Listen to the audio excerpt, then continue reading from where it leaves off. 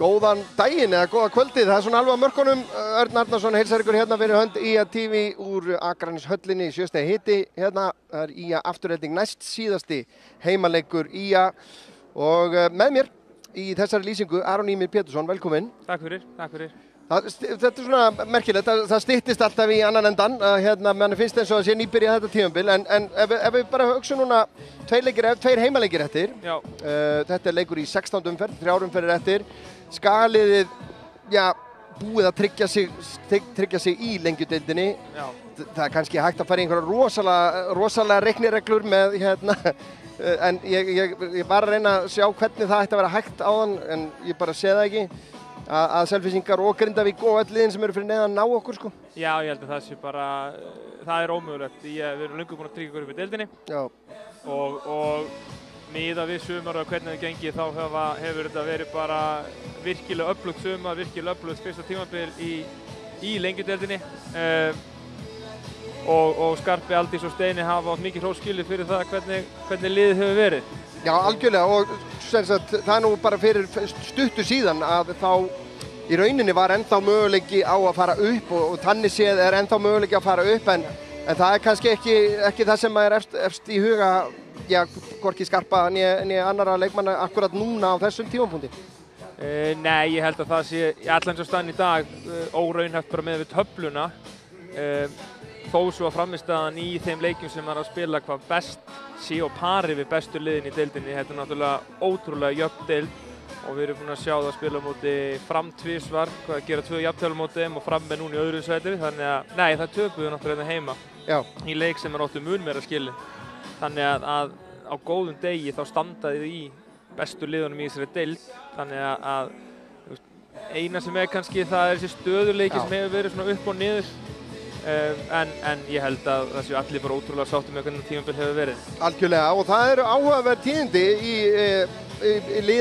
liðsuppstillingunni hjá Skarphéðinni í dag. Kilill Kessvar í markinu, þráttur að hafa farið úr axlarlið fyrir stuttu síðan, en hún er heil af því að mér skilst. Númer 2 Mattisson Schwarzenberger, númer 5 Anna Þóra Hannesdóttir, númer 6 Birna Rún Þórólfsdóttir, númer 7 Erla Karitas Jóhannesdóttir, númer 9 Erna Björt Elíasdóttir og fyrirliðin Bryndís Rún Þórólfsdóttir, númer 10, númer 17 Lilja Björk Unnarsdóttir, númer 22 Selma Dögg Þorsteinsdóttir, númer 29 Hanne Hellings og númer 53 Vala María Sturludóttir. Það sem vekur athygli mína á þessari uppstillingu, engin Giuliana Pauletti og engin Sunna Rún Sigurðardóttir heldur. Nei, ég veit að Giuliana er búin að vera að glíma við einhvers konar höfuðhögg, heilarhristing og Sunna fór út af mitt í síðasta leik. Þannig það er bara spurning hvort að þær hafi verið alveg 100% fitt í þennan leik. Ég veit það líka að Skarpi, Steini og Aldís er að stilla upp í 5-3-2. Leikjörðu sem er breytt í seinni hálfleik á móti HK og gekk vel eftir að vera í pínu brasi í fyrri hálfleik. En það verður mjög fróðlegt að sjá hvernig það mun ganga hjá þeim. Já, einmitt, hann sagði við mig rétt fyrir útsendingu að ég meina við erum ekki að fara niður, við erum ekki að fara upp eins og hann sagði. Af hverju ekki að gera einhverjar tilraunir, prófa sig áfram. Nákvæmlega. Tekur undir það með honum á bekknum er varamarkmaður Salka Hrafns Elvarsdóttir, síðan Giuliana Pauletti, Kolfinna Eir Jónsdóttir, Sunna Rún Sigurðardóttir, Hugrún Stefnisdóttir, Mattea Kristín Watt og Birgitta Lilja Sigurðardóttir og þjálfari að sjálfsögðu Skarphéðinn Magnússon. Og við skulum bara vinda okkur beint í liðið hjá Aftureldingu. Þar hafa orðið ákveðin skakkaföll, það eru meiðsli, krossbandaslit og svo er markaðasti leikmaður þeirra komin til Keflavíkur. Já.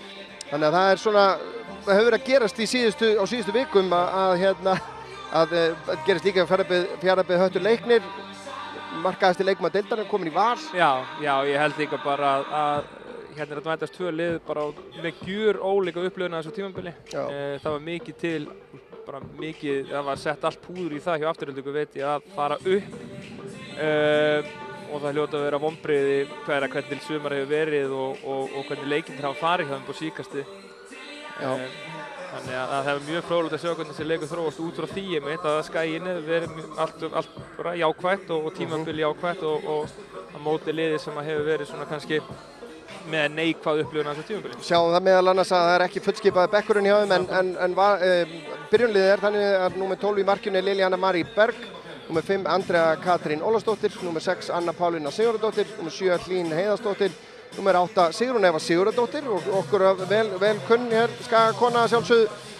9 Katrín Rut Kvaran, númer 11 Elva Sif Hlynsdóttir, númer 16 Sagalíf Sigurðardóttir, númer 21 Sigrún Gunndís Harðardóttir fyrirlið, númer 23 Telma Hjaltalín Þrastardóttir og númer 26 Þorbjörg Jóna Garðarsdóttir. Á bekknum varamarkmaður Steinunn Erla Gunnarsdóttir, aðri varamenn Telma Sól Óðinsdóttir, Katrín S. Viljámsdóttir, Sigrún Guðmundsdóttir og Harpa Karin Antonsdóttir og það Perry John James McLachlan sem þjálfari. Og varðandi Sigrún Evu, þá bárust mér þær upplýsingar hérna frá fyrstu hendi nánast að af öllum leikmönnum IA sem eru ekki að spila hjá IA hún leikjahæsti leikmaður. Hún leikjahæst með IA af þeim leikmönnum sem ekki lengur að spila hjá IA. Ég veit ekki hvort þetta skilst. Sem sagt að hún, þetta kom nú bara beint frá föður hennar, að sem sagt að hún sú fyrrum leikmaður IA sem komin eitthvað annað sem á flesta leiki með IA. Já, ég skil ekki. Og ekki bara áskorun að hún komi aftur heim fyrir næsta tímabil? Algjör ekki nokkur spurning og ég veit að það voru alveg þreifingar það fyrir þetta tímabil, en það bara einhvern veginn náðist ekki saman og við kannski hvetjum bara báða aðila til þess að finna einhvern flöt á því. Finna lausn bara. Því að það kemur algjörlega heim og saman við hvernig knattspyrnufélag IA vill manna sín lið. Ekki spurning. Og það kannski eitthvað sem við megum vera hvað stoltastir yfir og ég það allavega fyrir mitt leyti, bæði með kallalið og kvennalið ef þú horfir á leikmannahópana hvað þeir eru rauninu ólíkir leikmannahópum liðana sem þeir eru að keppa við, bæði í bestu deild kalla og í lengju deild kvenna. Já, alveg samlega því, bæði hvað var það meðalaldur og uppalda leikmenn. Ekki spurning og styttist nú í að liðin komi hér inn. Allavega eru fengulegur hópur ungra iðkenda tilbúnar að leiða liðin inn á.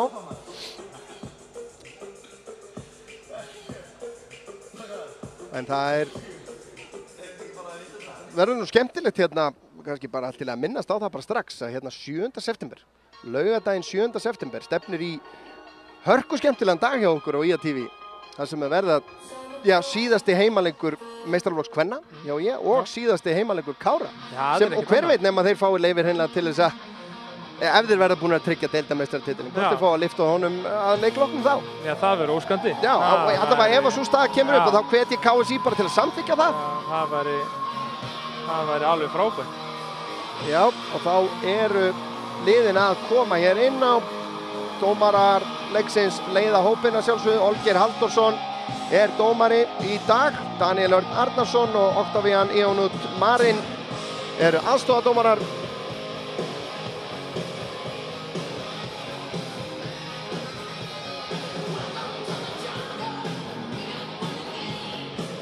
Þá verður forvitnilegt að sjá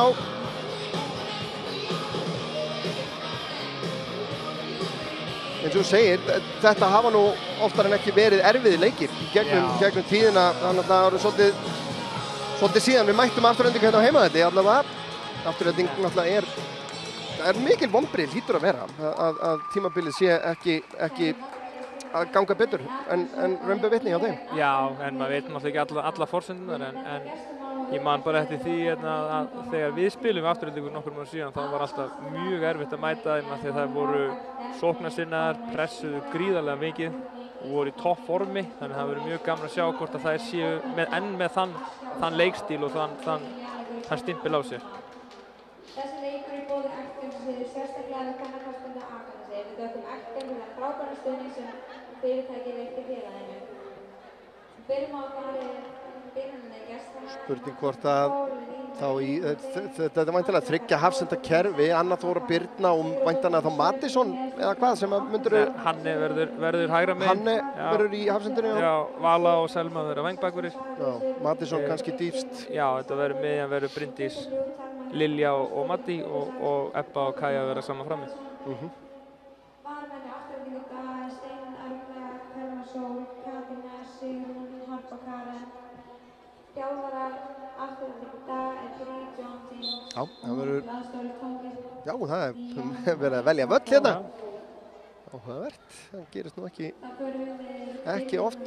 Nei, ekki inn í höll alltaf. Nei. Það er svona kannski... Númer 2, Marisa Schwarzenberger. Númer 5, Anna Þóra Hannesdóttir. Númer 6, Birna Rún Þórólfsdóttir. Númer 7, Erla Karla Sjóhannesdóttir. Númer 9, Erla Björk Elíasdóttir. Já, það eru... Já, þetta er dálítið svona áhugavert að einmitt, þetta er kannski birtingamynd á stöðunni hjá Aftureldingu að vera ekki með fullskipaðan varmannabekk. Það er ekki eins og að sé að við séum á Vopnafirði og þær hafa þurft að spara í ferðalög, skilur eða þannig. Þannig að... Já, maður veit kannski alla forsendur, þær hafa verið óopnað með meiðsli. Ég veit að það var einn sem að sleit krossbönd á æfingu hjá þeim í gær. Þannig að, og þeirra aðal framherji er líka búin að vera meidd, bara búin að spila ykkur 11-12 leiki á tímabilinu. Þannig að þá komir ýmis skakkaföll. Það er Skagalið sem að byrjar. Dómari í leiknum í dag er Olga Haldursson og honum stóð Daniel Örk Ansbjörnsson og Oddvar Ímund Marín. Þeir gestir gott að vita að neytingar að kaupa sjoppu, knastmyndur í að taka sjálfbáðaðin, stuðningsmenn í styrktalæðin og öllum þeim frábæru fylgjutu sem liðið hefur. Áfram í að. Já.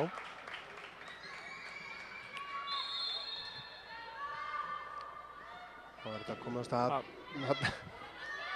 Selma fær hann hérna út til vinstri, en missir boltan út af, sparkar hann í burtu, er fullsnefnt til að fá gult þarna fyrir þetta. Það er kannski...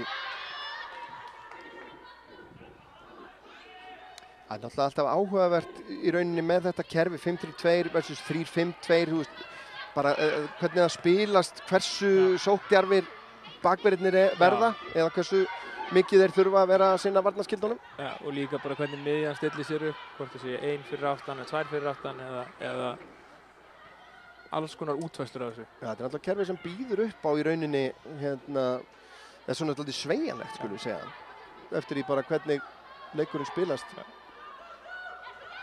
Það er það Afturelding sem sækir hér Erna, Katrín Rutt segir sem að missi boltan hann út af.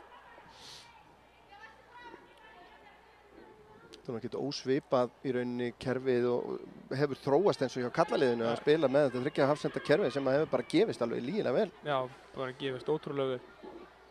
Og alltaf að vera betra og betra með hvernig leiknum. Já. Mattisson hreinsar þennan út af. Þorbjörg með innkastið.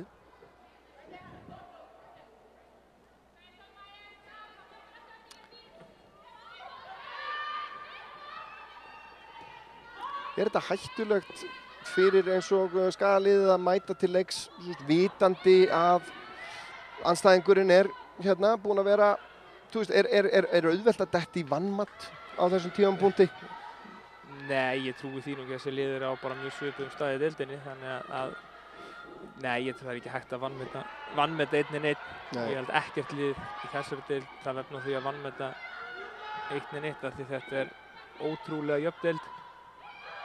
Já, búin að spilast mjög skemmtilega. Það var í rauninni bara Fjarðabyggð Höttur Leiknir sem að sleit sig frá nokkuð snemma en að öðru leyti bara hafa verið sko möguleikar alveg niður fyrir miðja deild sko að það mátti flokkast sem toppbaráttu lið. Góða bolti. Boltinn hérna inn á fjær, skalla frá. Smá vandræðagangur. Sem tilbaka á Þorbjörgu. Heldur þessi inn á. Undir pressu. Mattisson missir á honum. Þetta er vel gert hjá Telmu. Sendingin síðan hérna yfir til vinstri. Það er Hlín komin í færi, hann er lokal á hana, leggur boltan út og þetta er bara fyrsta markið. Saga Líf, Sigurðardóttir.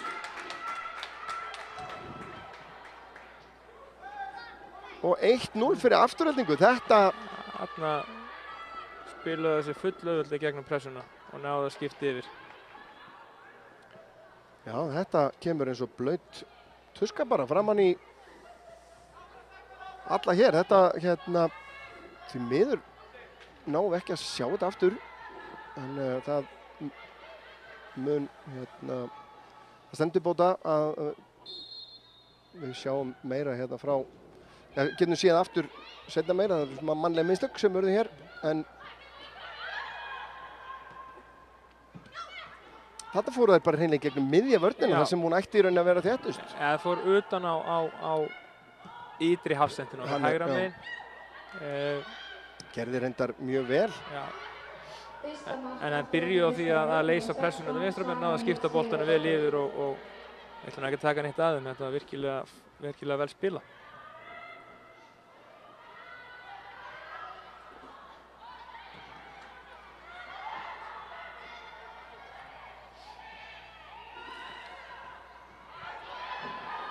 Já, nú er bara að svara þessu. Já.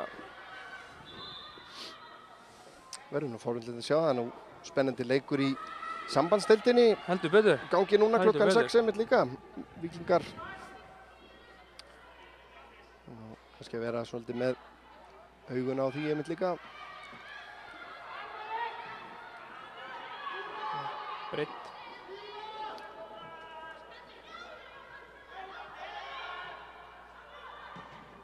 Birta með hann langan fram, Erna flyttur hann áfram. Þar er enginn.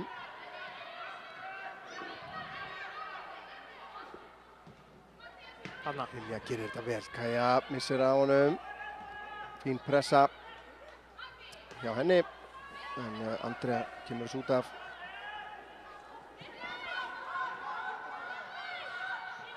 Anna Þóra. Langur fram á Ernu sem að fleitur honum áfram, ætlar að finna Völu Maríu, gengur ekki. Hlín finnur Telmu, brotið á henni.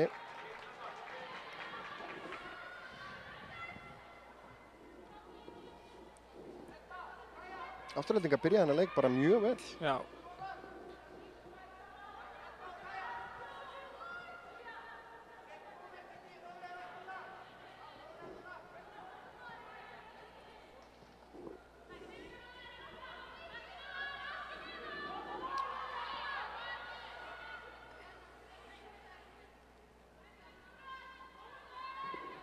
Kemur spyrnan inn á teiginn, Hanne skallar þennan aftur fyrir og fyrsta hornspyrnan.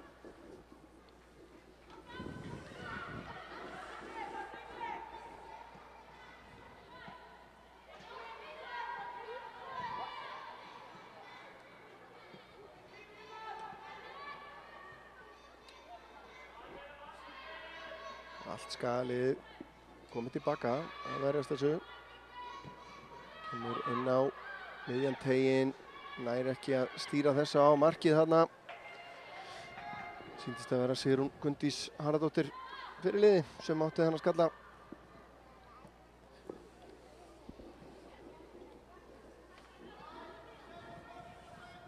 En nú, sko, þú getur nú kannski veitt okkur hinum og einsýnir.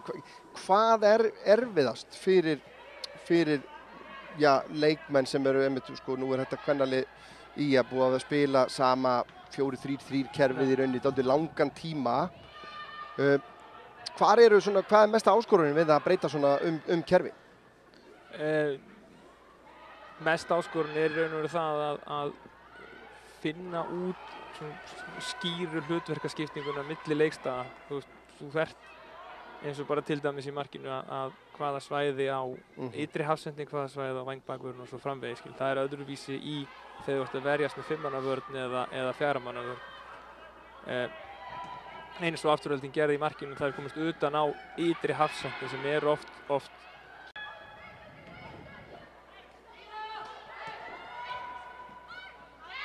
þessi sending út af.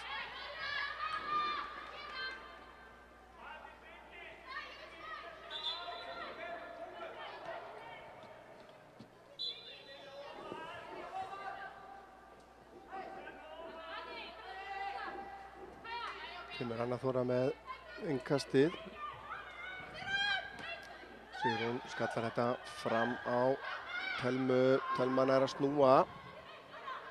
En vel gert hjá Lilju Björk. Anna Þóra skiptir yfir til hægri. Finnur ekki samherja. Birna síðan losar þetta fram, ekki lengur en á markaskorarana Sögu Líf, en Vala María vinnur boltana henni. Finnur Ernu Björn. Erna missir hann, en boltin hrekkur aftur til Völu Bryndís síðan með blinda skiptingu hérna yfir til vinstri. Selma vinnur þennan. Kannski smá hik hérna á Þorbjörgu. Mattisson á Önnu. Fer hérna fram og tilbaka. Mattisson lyftir þessu í áttina að Erlu Karítas, vel gert hjá Andreu í vörninni. Það hlýtur líka að hafa áhrif á uppspilið, þú veist að þú veist hérna þegar þú ert vanur því að ákveðin leikmaður er á ákveðinu stað, skilur, sem er kannski þannig uppspilið hlýtur að þurfa að hugsast töluvert öðruvísi. Í þessu, þegar þú skiptir svona tvö ólík kerfi. Já, en ég held samt að það sé minni. Já, ég held að það sé sko minni áskorun varandi uppspilið, því að oft á tíðum þá byggja lið upp með 3 manna vörn, ef hægri bakvörðurinn fer upp eða eitthvað svoleiðis. Þannig það er minni áskorun, en meira áskorun er bara hvaða svæði þú tekur varnarlega, eða hvaða mann þú ber ábyrgð á varnarlega.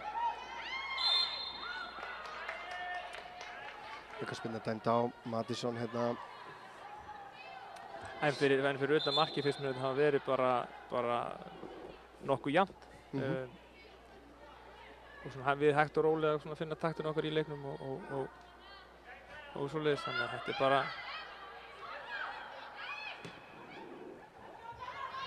Kemur langur bolti fram, Anna Þóra nær að verjast þessu.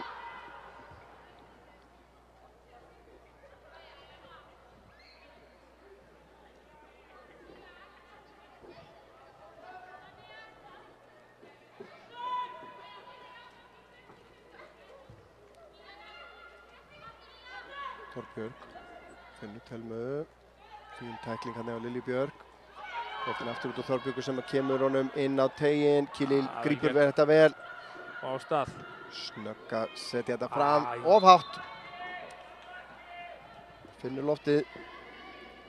Einn af ókostunum við að spila þetta inni. Já, ekki nokkur spurning.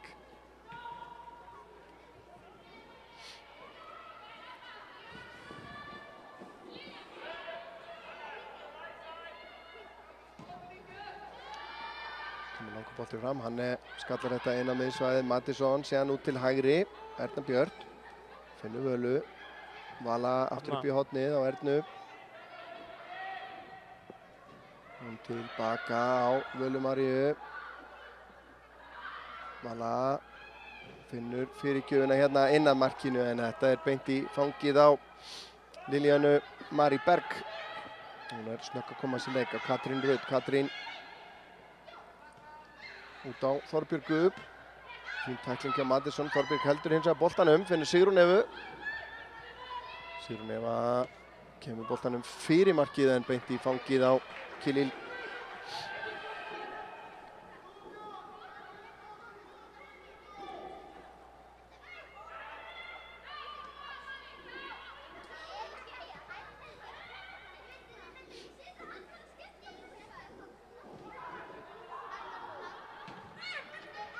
Bryndís, nógu tími til að taka hennar niður. Vala, tilbaka á Hanne. Fínt bolti fram á Erlu Björn. Hendur hún inn á. Gerir vel.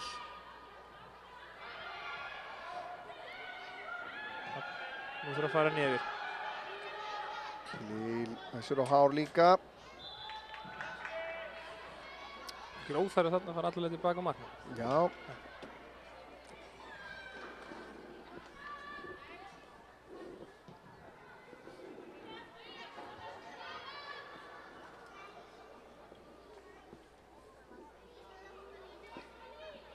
Berg í markinu hjá Afturhendingu.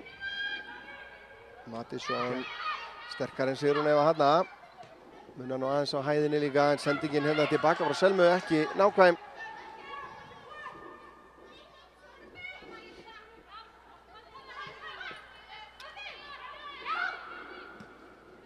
Alla leið. Svona. Fín pressa, Alla leið. Caritas eldir Alla hér. leið. Og ekki brjóta. Nei, Anna Pálína nær að vera Þarna. undan, sendingin er tæp tilbaka en Berg hreinsar þetta langt fram og Birna hérna undir smá pressu. Róleg setur hann tilbaka á Khalil Keshwar.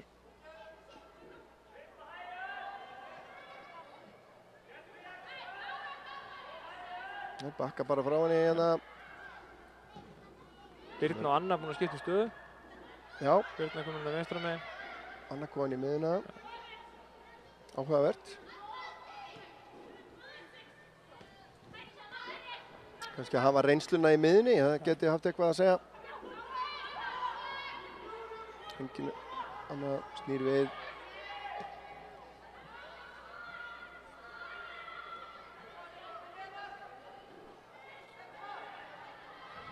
Khalil núna með hann langan hérna fram á Ernu Björt sem hann næri ekki að fleita honum áfram en Mattisson á Völu.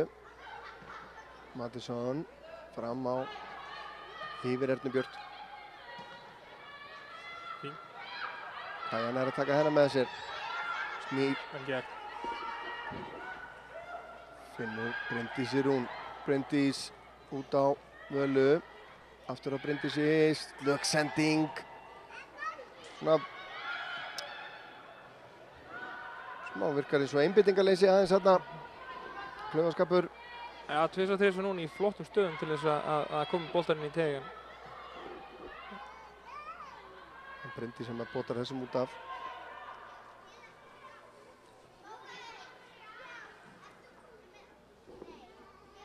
Elva með innkastið fyrir afturöldingu. Telma aftur á Elvu. Fín. Boltinn síðan hérna inn í áttina tegnum. Anna Þóra skallar þetta frá.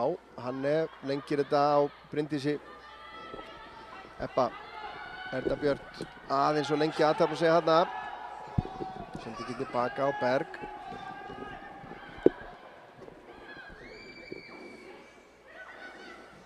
Það er ágætlega leyst.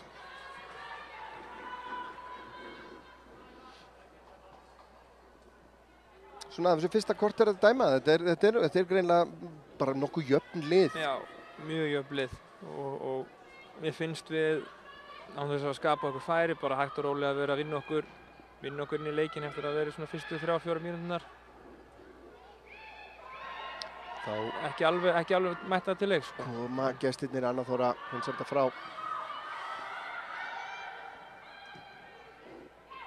Þetta er vel leyst. Sigrún tilbaka á Andreu. Fær hann aftur.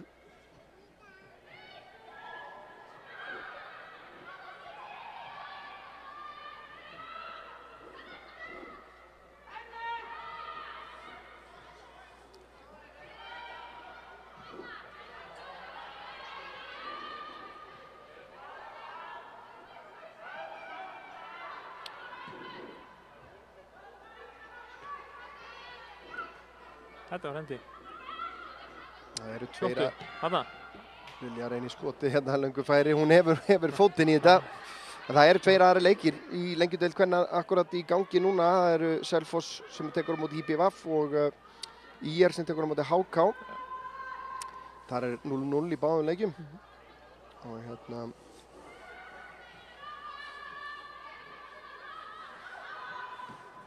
Já, IR er fallið. já, Selfoss í bullandi fallbaráttu. já, mikil barátta milli þeirra og Grindavíkur. Afturhelding gæti sogast niður í þetta ef að þú veist þó að þær séu nú reyndar, þær eru eins og staðan er núna 6 stigum ofar en Selfoss. Þær eru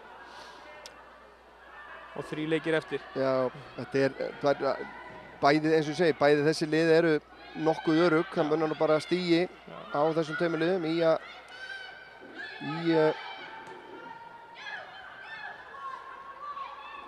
5. sæti fyrir þennan leik.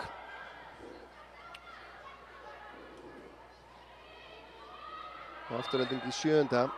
Nei, ég gæti að sparka boltanum burtu. Og gult spjald á Hanne.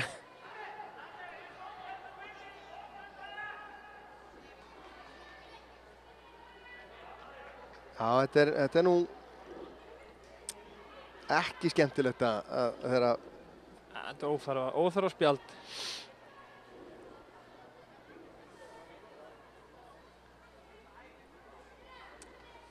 Sko, sem varnarmaður þá viltu fá spjöld fyrir brot. Já. Og eiga inni spjöldin fyrir brot ef þú þarft á því að halda. En aukaspyrna aftur á móti á hættulegum stað sem að gestirnir eiga.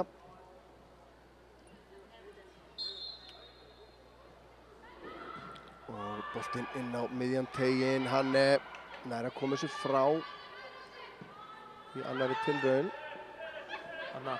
Kaja með geggja pressu hérna, en vel gert hjá Önnu Pálínu. Róleg og spila hana og út úr þessu.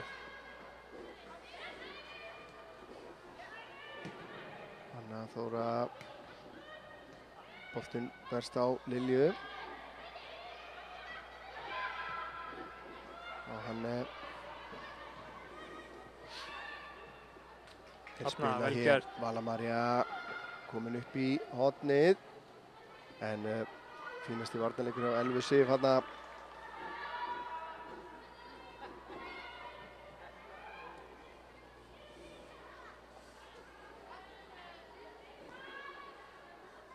Það komið mark hjá HK komnar yfir gegn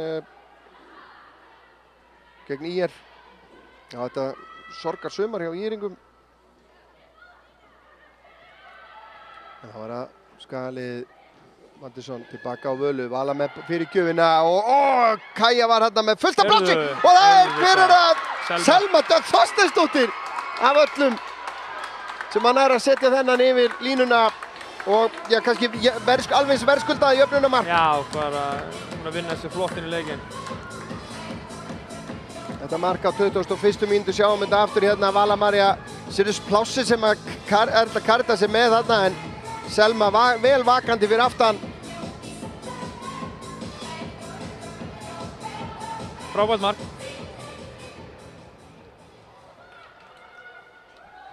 Fyrsta Skagamanna skora leikmann nummer 22, Selma Dögg Þorsteinsdóttir. Já, frábært.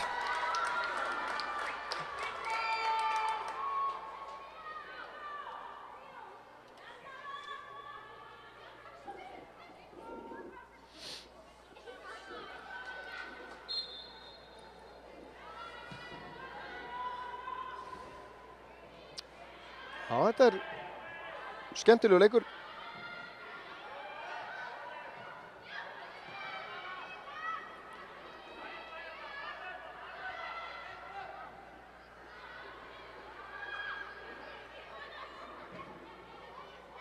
Kemur sendingin á teiginn, þetta óvinnalega.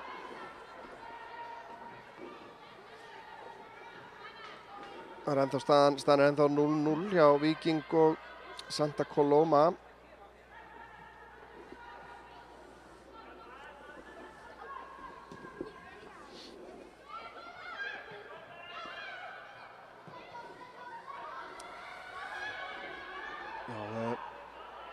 Koma leikmenni afturheldingar, Kýlil grípur þetta vel inn. Jú, Vala María gerir vel þarna. Það stoppa Hlín í lengjudeild karlar í tveir leikir, Njarðvík og Grótta og Fjölnir og ÍR, og þar eru ÍR-ingar að vinna 1-0.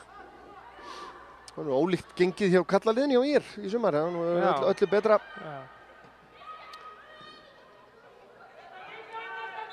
Rangstæða dæmt hér á Telmu.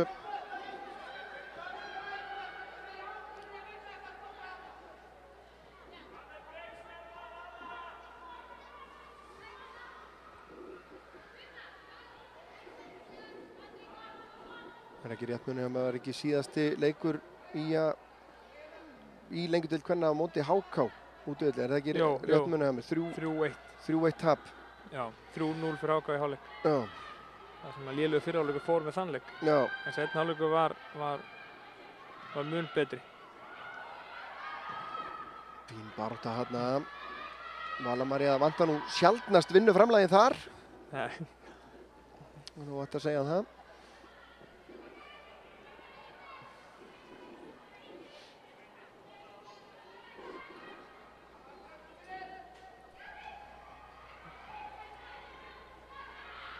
og yfir.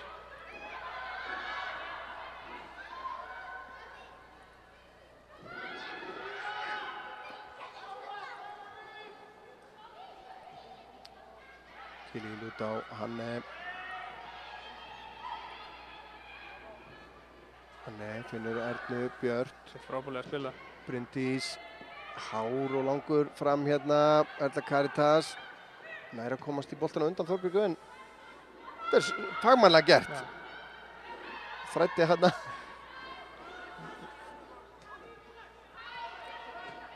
Mattisson út á Birnu. Út á Selmu. Erla Karitas býðir sig upp í hornið. Þegar á hægri fótinn. Út á Mattisson. Vel spilað. Já, halda vel í boltan. Birna síðan meðan inn að teignum. Skalla frá, Mattisson tekur frákastið. Elva fram á Hlín síðan meðan langan hérna yfir Katrín Rut.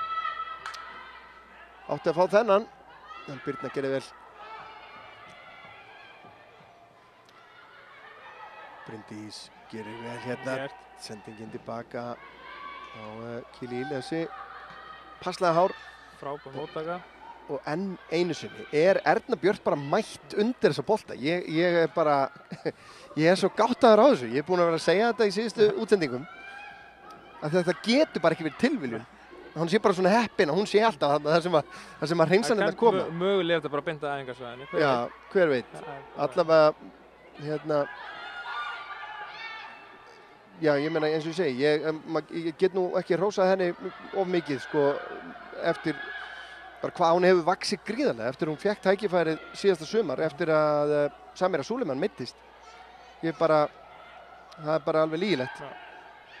Og er bara einu af bestu nýjónum í þessari deild, myndi ég segja.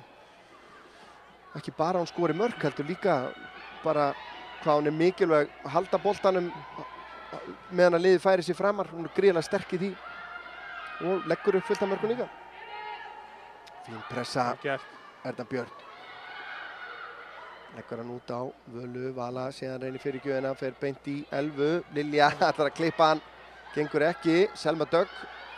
Skemmtileg tilraun svo. Já, Bryndís út á Völu. Vala nær fyrir gjöfinni, aftur Berg og móti bóta Selma Dögg! Selma Dögg Þorsteinsdóttir, hann skoraði, það búið að dæma markið af. Já, það er í rauninni ekki dæmt af, heldur. Dæma aukaspyrnu. Við þurfum að sjá þetta aftur. Ég er ekki viss um það að það er neitt í þessu. Nei. Sjáum þetta hér. Jú, Erna Björt stekkur hérna upp með og þetta er inn í markteig. Þetta er mjög algengt að sjá dæmt á. Verðum við ekki að segja það í svona 80% tilvika. Að fari markmaður í 50-50 bolta við sóknarmann. Já, það er því miður allt og dæmt á. Það sem mann svo finnst um það eins og það er. Já, það er eins og annar mál. Já. Ég held að þetta við hefðum örugglega viljað að fá aukaspyrnu hefði þetta verið hinum megin. Svona maður að vera heiðarlegur. Já, mögulega. Mögulega. Fjölnismenn búin að jafna metina móti IR á ekstravellinum. Birna með langan bolta fram. En fín vörn þarna hjá Sigrúnu fyrirliða bara Hlín. Gríðarlega snögg. Skilur Bryndís eftir.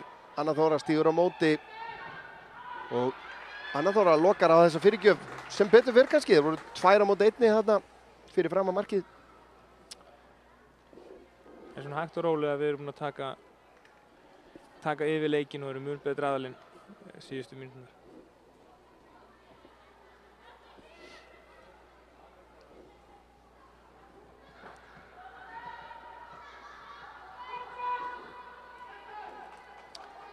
Það er Sigrún Eva sem að tekur spyrnurnar fyrir afturheldingu, líkt og hún gerði nú oft þegar hún var leikmaður í Sér inn á fjær, Kilíl grípur þetta vel. Átti það meira sér til að skora. Já.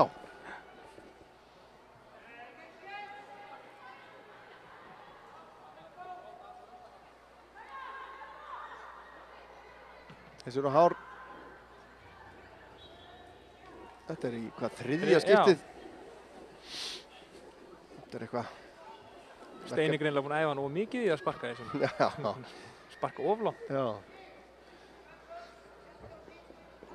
En þetta svona dagur þar sem manni líður ágætlega að það sé verið að spila hérna inni. Hérna.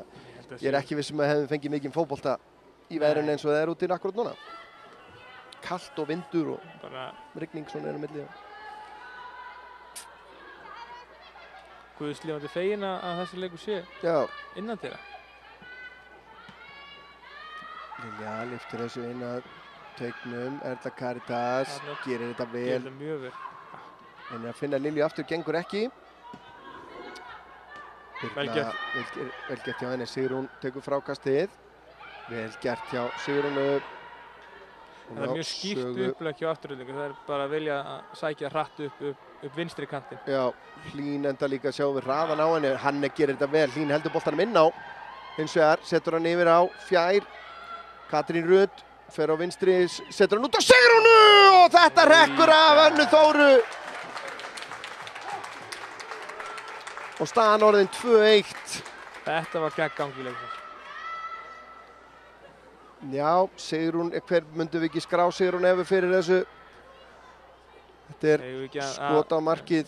Fyrir pabbinar ef við ekki að gera þetta sem sjálfsmark.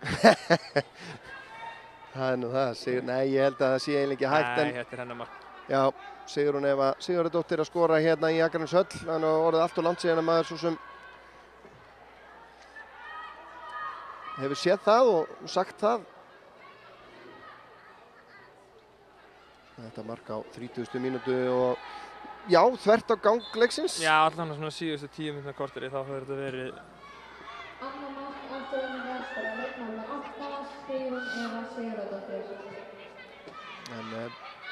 1-0 Víkingur. Já.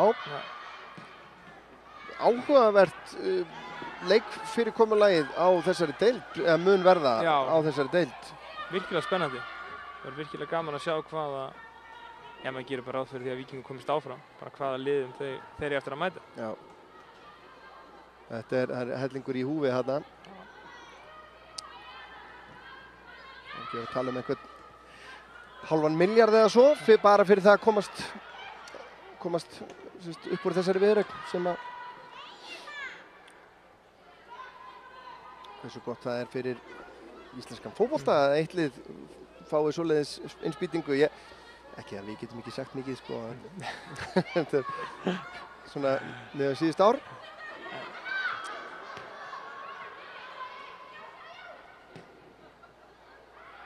Ég held líka bara að gera helling fyrir leikmennina, lengi tímabilið, styttir veturinn, styttir prísísonið. Þannig að ég held að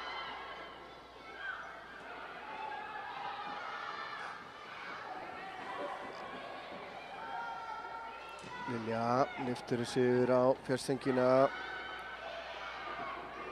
Gleymum því náttúrulega ekki að Skagaliðið skoraði mark í stöðun 1-1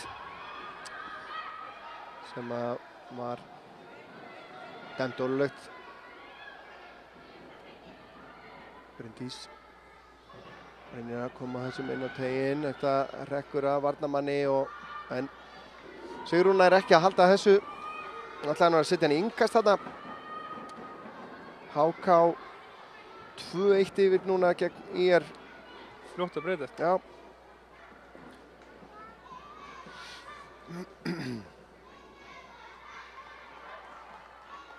Fram auðvitað vann Gróttu í gær 4-1 í lengjudeildinni. Já. Og komist þannig í annað sæti. Já. Enda talandum að miklu hafi verið tjaldað til. Þá hefur töluvörðu verið tjaldað til, já, Fram. Já. Með það sem maður hefur heyrt, sko. Já,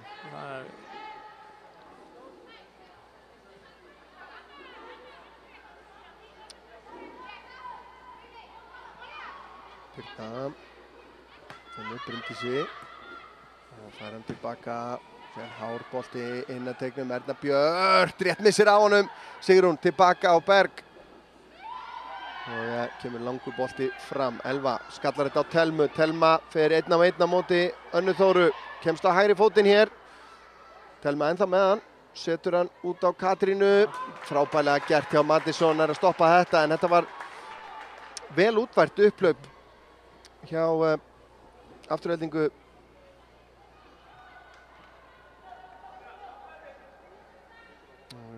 Ágætlega gert hjá. Ja, mjög góð vörn. Mjög góð vörn hjá Matti.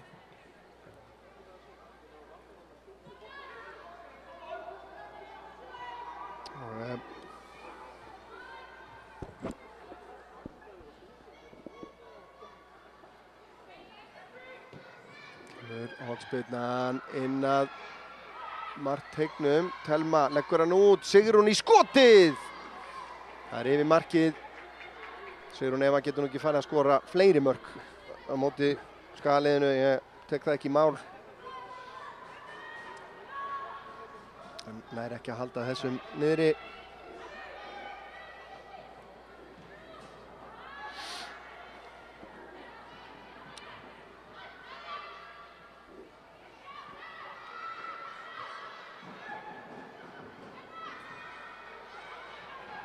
Elva. Og vörn hjá Hanne þarna.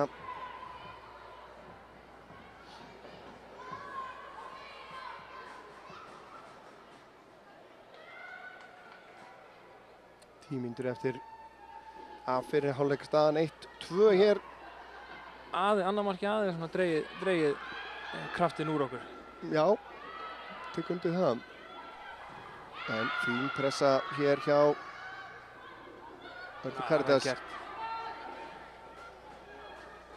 Á vinstri fótinn, kemur hann inn á teig, en vörnin gerir vel og Erna Björn síðan enn brotleg.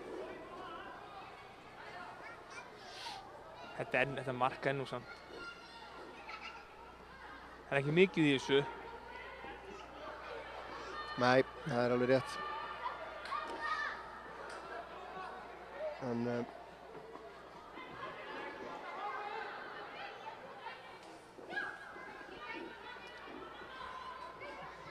svona, góð vörn. Sennilega lokar vel hérna Erna Karítas. Og battaði niður. Erna Björn kemur vel á móti, vantaði þarna stuðning fyrir aftan. Vala grípur vel inn í þessa sendingu. Vala fer síðan bara í skotið. Það er yfir. Fín tilraun. Já, en vel lesið þarna. Og, en svona ákveðin bjartsýni í skotinu þarna. Já, það.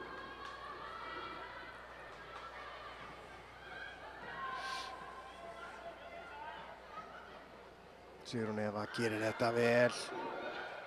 Telma nær að snúa. Sendingin í gegn á Sögu Líf. Saga Líf síðan með boltan fyrir markið og Katrín í skotið, en það er að varnarmanni og þetta við sjáum þetta kannski hérna, náum að sjá þetta aftur. Sjáum að hann er lígilega fram svona langt út úr stöðu hana. Ja, það voru að stíga upp í pressu og það spiluðu í gegnum pressuna og komast full auðveldlega í gott færi.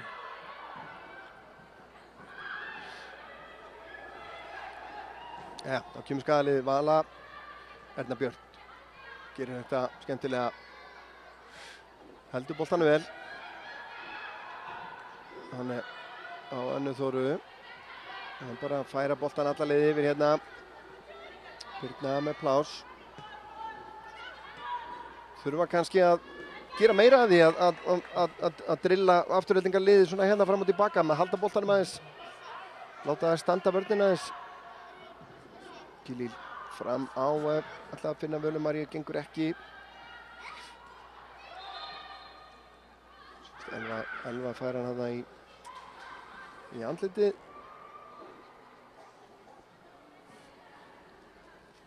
Njarðvík 1, Grótta 0 í lengjudeild karla.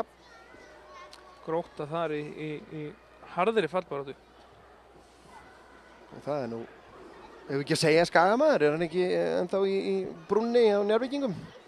Gunnar? Jú, hann er einhvers konar samblanda Skagamann og Eyjamanni held ég. Jú. Hann titlar sér það í dag.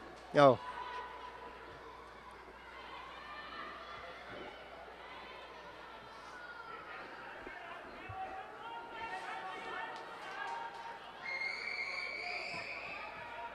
Staðan þá 0-0 hjá Selfoss og IBVF. Selfyssingar, náttúrulega, Selfoss konur, þeim bráðvandar stig. En svo núna einmitt aldrei áhugavert að sko fyrir þessa deild hvað þetta getur haft mikil áhrif að til dæmis markahæsti leikmaður toppliðsins er ekki lengur þú veist ekki bara markahæst, þetta 2 markahæst. Já, að liðin sem eiga eftir að spila við Fjarðabyggð Hött Leikni mættu í rauninni segja að þetta skekkir rosalega samkeppnisstöðuna auðvitað en þetta náttúrulega bara fótboltinn. Já, heldur betur. Þeir eru búin að skora 55 mörk og síðasti leikur þar sem það voru ekki að fyrsta leikur sem skoruði ekki mark og hann fór 1-0 fyrir Gróttu. Já, einmitt. Þannig að sjálfsögðu skekkir þetta en ekkert við því að gera hins vegar. Nei. Það er rétt.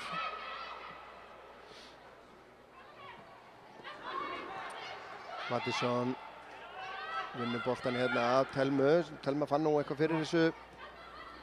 Ætla Karitas á Selmu. Spila tilbaka.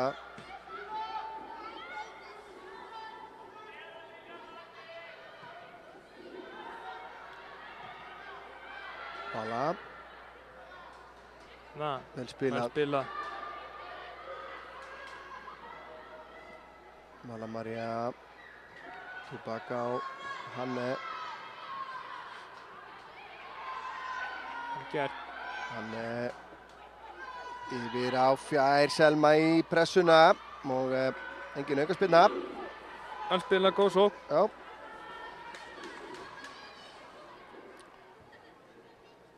Sáðum að þegar þær voru að koma hann upp hægra megin að það voru 3 Skagakonur hann 1 mót 1 í rauninni, 1 mót 1 inn í tegnum. Og Selma með töluvert pláss líka alveg á fjärstönginni. Það er Erla Karitas með hotspinnuna. Svo hann háan yfir á Fjær. Hanne skallar af fyrir markið.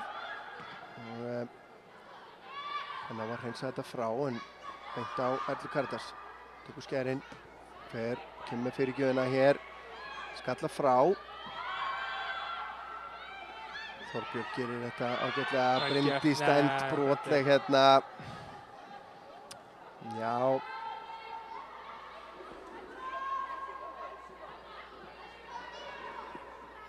Hann gerir vissi sinni sök, en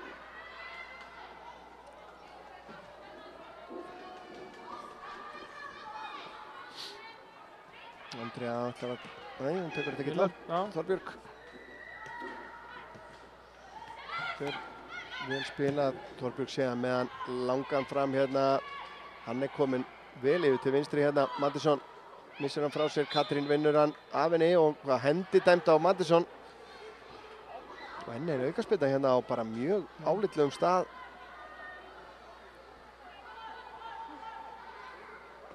HK 3-1 gegn IR. HK að ekki að gefast upp í toppbaráttunni. Með sigri í þessum leik, þá fara þær upp í 24 stig, verða þá 4 stigum á eftir Fram og Gróttu. Það er alveg rosalega skrítið, það séu 3 leikir eftir og 1 leik getur verið í toppbaráttu og fallbaráttu á sama tíma. Það er eitthvað... Já, það er ekki alveg eðlilegt. En koma Mosfellingar hér, Hlín, góð vörn hjá Hanne. Hanna, vel gert.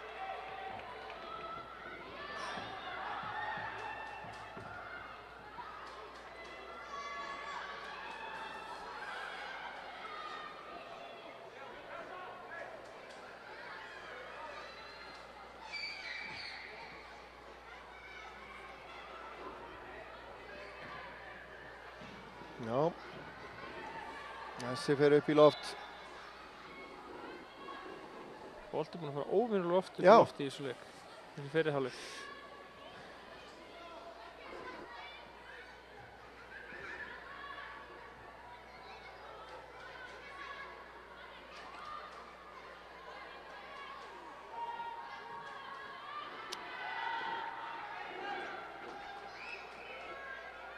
Sigrún missi þennan út af.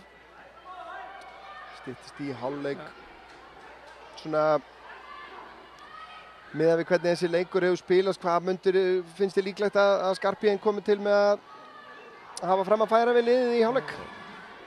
Mér finnst líklegast að hann reynir bara að halda áfram með það sem er búið að reyna að gera. Kaflinn sérstaklega eftir að þær skora tókuðu bara yfir og jöfnum og eru miklu betri þangur í það að skora annað marki. Eftir það hefur þetta svona pínu dottið niður, en tækifærin og stöðurnar og allt þetta er til staðar, þannig að ég sé enga ástæðu til að breyta einu, bara aðeins að skerpa hlutunum og fá kannski aðeins betra ákvörðunartökur á síðasta þriðjung og svo framvegis. Langur bolti inn á teig. Elva hreinsar frá. Sigrún. Hann er kominn hátt með í pressuna þarna. En það ná að komast fram hjá því. Hlín. Á Telmu. Nei, þær eru stór hættulega í þessum skyndisóknum. Frábærlega gert. Saga reynir að þræða boltan aftur inn. Óþarfa kannski stress þarna í Þorbjörg. Inn á fjársvæðið, Bryndís kemur þessu frá. Spurning hvort það verði einhverju bætt við hérna, kannski þessari einni mínútu.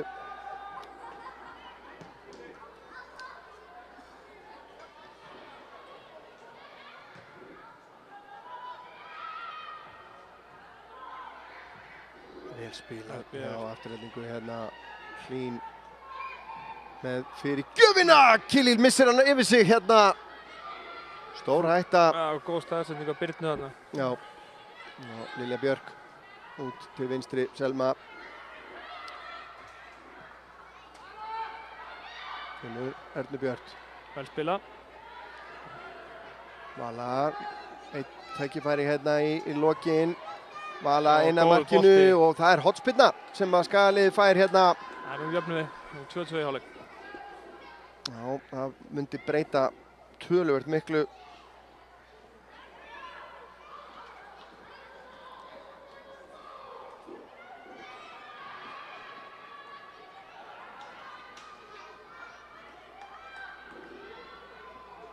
Lilja Björk með spyrnuna.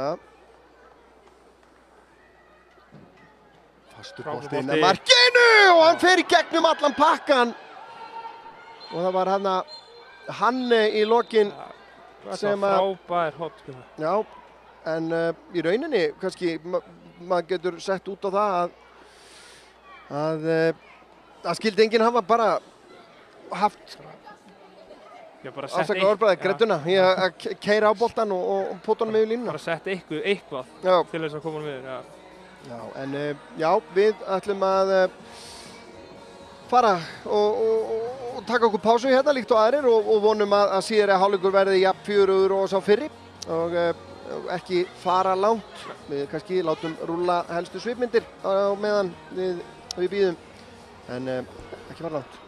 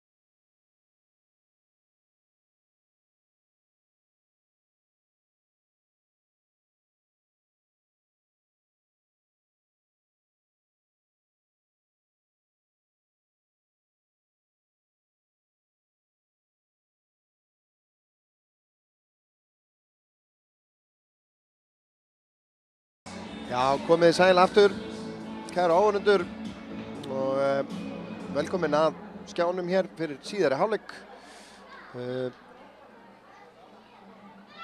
Staðan 2-1 fyrir Aftureldingu. Það eru mörk Sögulífar Sigurðardóttur og Sigrúnar Eva Sigurðardóttur. Það eru ekki systur og við ætlum að fá að sjá loksins aftur fyrsta markið í þessum leik. Sjáum hérna hraðasókn, Anna Þóra missir Telmu frá sér hér og kemur síðan langur bolti fram Elva út á Hlín sem að gerir þetta gríðarlega vel og klárar og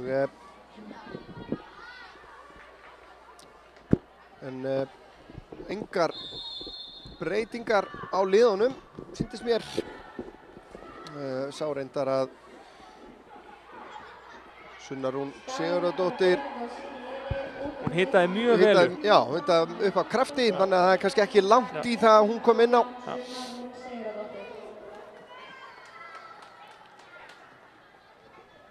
Jú, Sunna Rún Sigurðardóttir er bara komin inn á fyrir Völu Maríu. Já, hún kemur bara í hægri vængbakur. Það er áhugavert.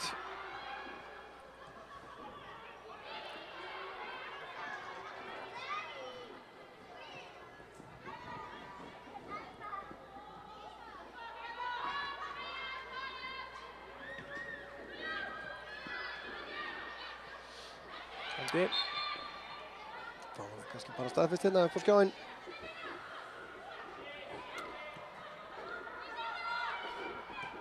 Það verður gaman að sjá hverju þetta breytir. Vala var svo sem ógnaði mikið hérna upp hægra megin í fyrri hálfleiknum.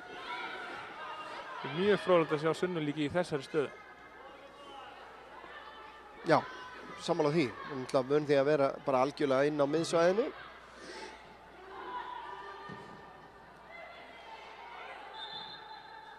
Gæti verið leyndir hæfileikar hérna sem við fáum að sjá í dag. Annars er liðið þannig skipa Kilil Kessvar í markinu og í 3 manna vörn eru þær Hanne, Birna Rún og Anna Þóra. Væng-bakverðir þá núna Selma Dögg og Sunna Rún. Inn á miðjunni Mattisson, Bryndís Rún og Lilja Björk og 2 frammi Erla Karitas Jóhannsdóttir og Erna Björk Elíasdóttir. En Afturelding hér 4 á móti 3 og Hlín gríðarlega fljót. Kemur með skotið og það fer í stöngina. Þetta er raunur eina hættan hjá Aftureldingu. Það er þessar hröðu sóknir. Það er bara... Það eru stórhættulegar. Og bara stórhættulegar. Við sjáum hérna, en minnst þetta skot kemur svona óvænt. Rosalega skrítið tempó á þessu einhvern veginn.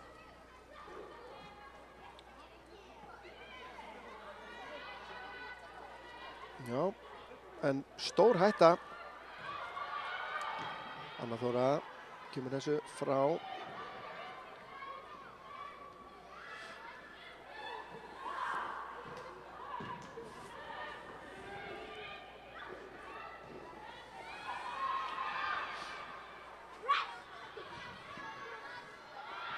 Afturrelding að byrja þennan síðari hálfleik af miklum krafti.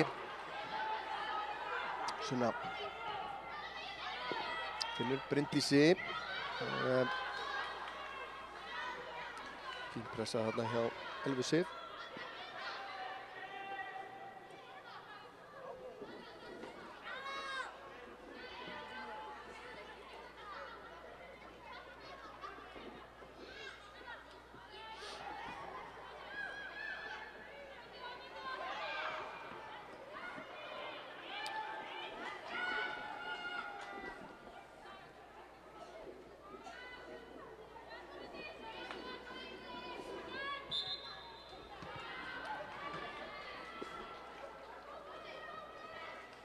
Vitlaust innkast. Það er alltaf áhugavert. En lið Aftureldingar, kannski við rennum yfir það í markinu. Lilíana Marie Berg. Þar leikmenn eru Andrea Katrín Ólafsdóttir og Anna Pálína Sigurðardóttir, Hlín Heiðarsdóttir, Sigrún Eva, Katrín Rutt, Elva Sif, Saga Líf, Sigrún Gunndís, Thelma Hjaltalín og Þorbjörg Jóna. Og já, þeir eru bara að byrja af verulegum krafti hérna. Bara alveg eins og fyrri hálfleikur byrjaði. Og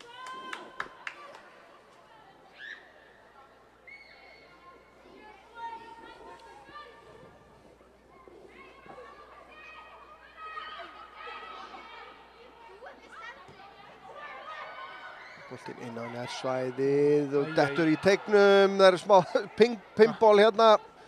Boltinn síðan, já, Lilja Björk ætla að reynsa hérna í sóknarmann afturhildingar og hann lendir ofan á markinu. Tilveigingar á því ef við missum tenginguna hérna, það kemur fyrir hann að slæði, en vonum að þetta sé komið til að vera núna. Sunna Rún snýr.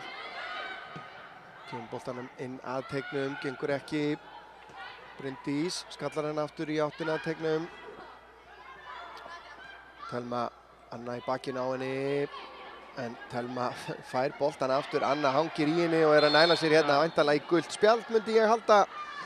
Já, Anna Þóra Hannesdóttir, réttilega, held ég, að fá gult spjald.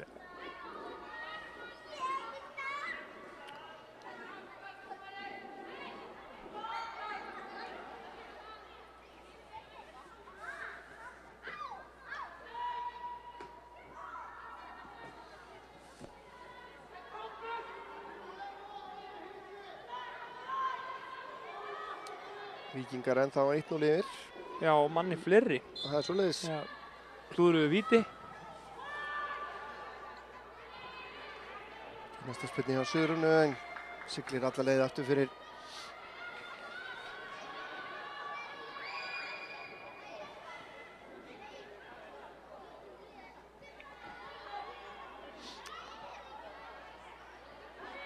Maður finnir það svolítið á hitastiginu hérna inni að það er að hausta. Já, það fer að vera að koma úlpuveður hérna inni, aftur.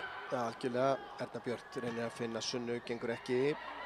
Boltinn berst alla leið til Selmu, Selma síðan tilbaka á Lilju og hörku tækling hérna. Þorbjörg sýndist mér. Vel gert í Önnu þarna. Kilvíld, Thelma pressar á hana.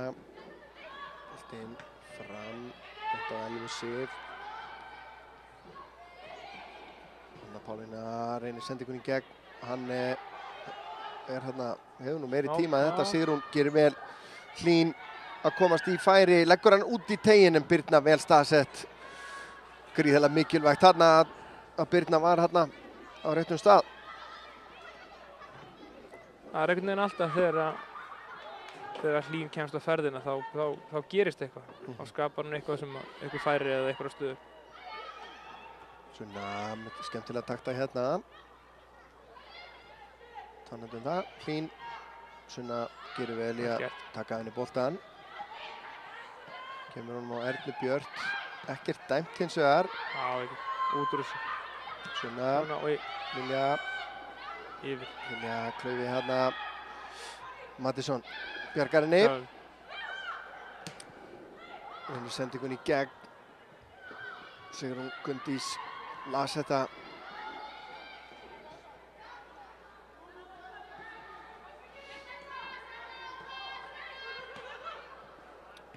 Ylva og Hlín.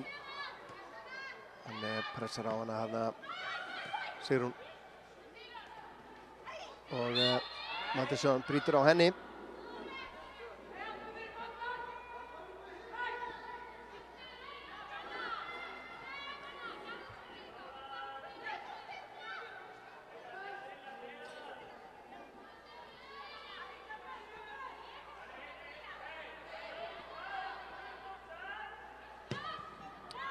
Sigrún inn á teginn, Mattisson skallar frá, kemur síðan skot af löngu færi. Í fyrsta hérna Anna Pálína.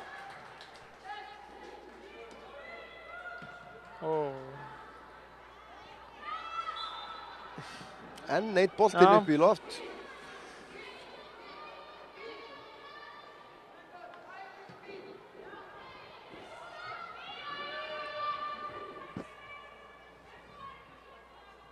Þetta er eitthvað til að vinna með.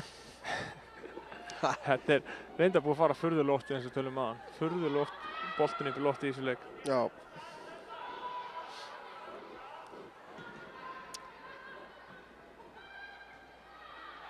Selma Dögg. Þennan skallabolta, skallar hann út af.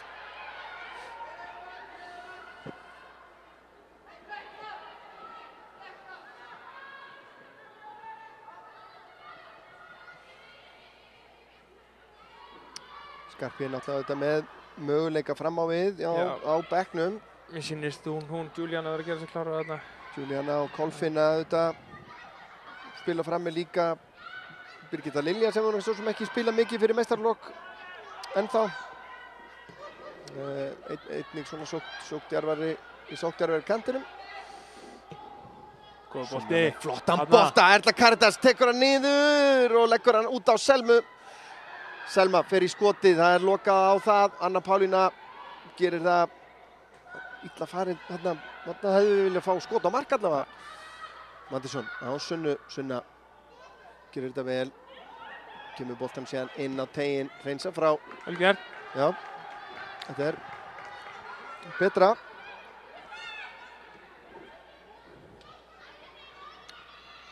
Sunna og Hlín pressar á hana en Sunna nær að koma sinna á teginn. En hér kemur Hlín. Hann er á móti henni, Anna og í baráttu Telmu gerir þetta frábærlega. Anna Þóra, Lilja.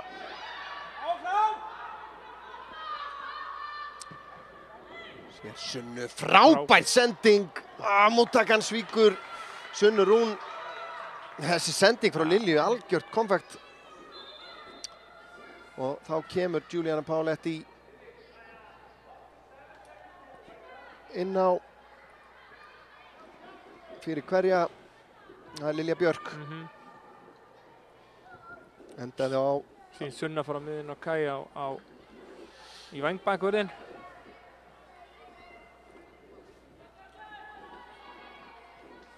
Já, Juliana Páletti búin að eiga fínasta tímabil.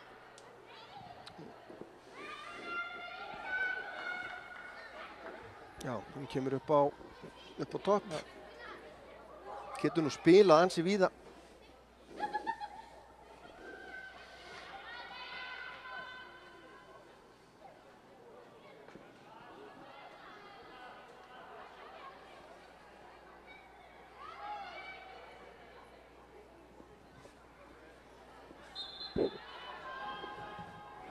Skagamættur breyting á sínu liði út af leikmannum 17, Lilja Björk Gunnarsdóttir og inn á hennar stað kemur leikmannum 11, Juliana Páletti. Svona gerir þetta vel. Mattisson á Sunnu, hún á Bryndísi, Bryndís með Selmu hérna vinstra megin. Sendi ekki svolítið framalega. Sunna, Selma heldur þessu ná. Nær hún ekki fyrir gjöfunni, nei. Tilbaka á Birnu. Birna kemur hún síðan á teginn Juliana.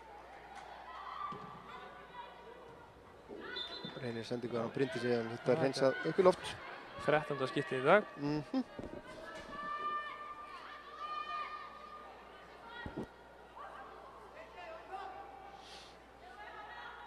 Ég fekk hugmynd daginn að skemmtilegri útfærslu af þessari reglu. Já. Í staðinn fyrir það að varnarliðið eins og í þessu tilfelli fái boltan og spenna honum alla liðið yfir, að sóknarliðið hreinlega fái bara boltan þar sem að boltan er látinn falla. Alveg sammála því. Og bara sóknin hefist þar. Bara dómarakast, eða síður. Já.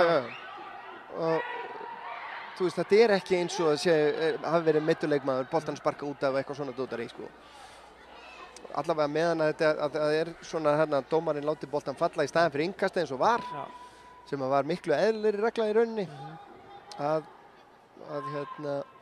því að þetta býður svo upp á að lið geti í rauninni spilað upp á þetta ef það er undir mikilli pressu, bara bombum bara beint upp í loft og þá fer markmaðurinn í hinu liðinu með fær boltan, sko. Já.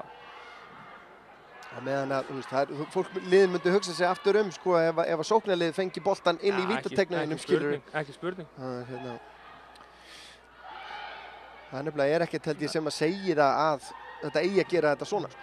Og ég held að ég segi ekki ljúga þegar ég segi að dómarakast geta ekki farið fram inn í teig, þannig að það verður alltaf fært fyrir utan teig, þannig að það er miklu rökréttara að gera það þannig heldur en að sparka alltaf boltanum bara lengst tilbaka og hitt lið getur stilt upp og byrja sem varnarleik, sko. Já.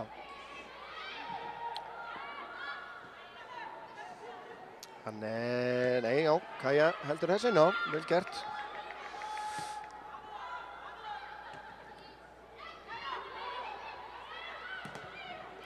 Innkast.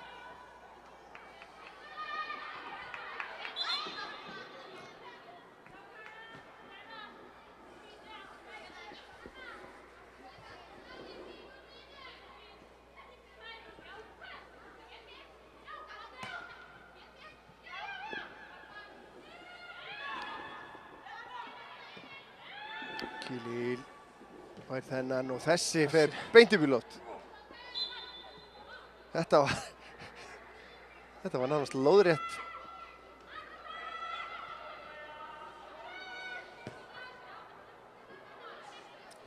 Það svona hefur á tilfinningunni að sko það er svona dragi úr sjálfstraustinu í fótunum og það er svona eftir sem líður á leikinn. Já, það er áhugavert. Já. Sunna Það er gert út úr Mattisson og framúi. Hann er tilbaka á Mattisson. Hann á Erlu Caritas.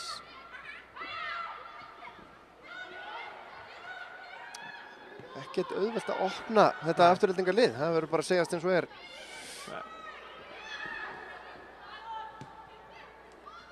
Þeim líður bara fínt að liggja aftarlega og beita skyndisóknum.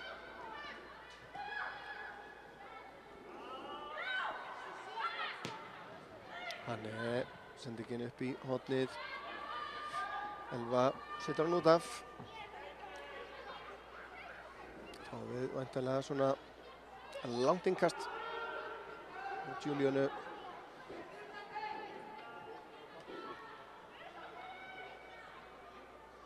Beint í fæturnar á Erni Björn sem hann nær ekki að leggja hann fyrir sig. Hann er undir pressu. Gert.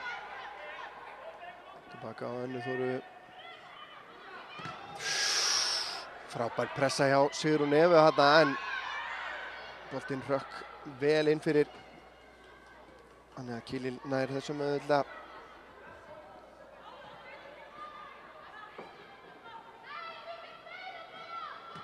Anna.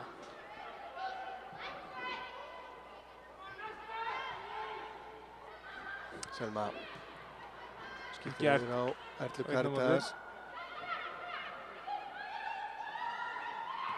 Kemur boltan yfir á fjæri. Þetta er nú sennilega bara myndi flokkast sem skottilraun eða hvað.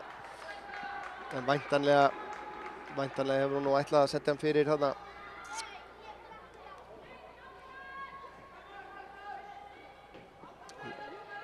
Elva Sif lokar ágætlega á hana þarna. En fín sókn.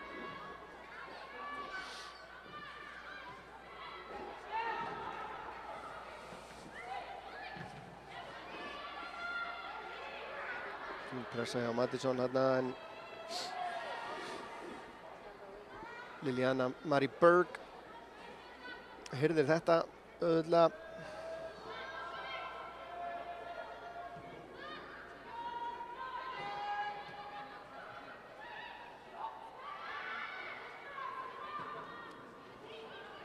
Hlín í einn og einn stöðu. Hlín setur hann inn á teiginn. Telma Anna gerir þetta ágætlega, missir jafnvægið hins vegar. Birna síðan kemur sér frá en sóknin heldur áfram. Þorbjörg.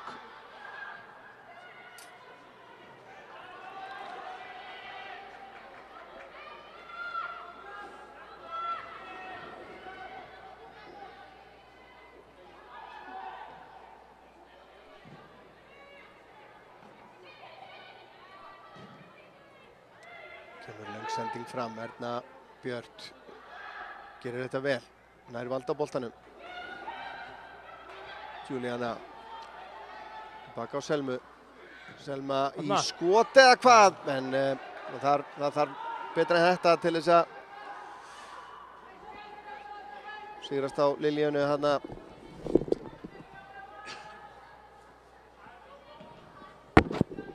ágætis tilraun. Selma. 2-0 Víkingur og þeir eiga víti.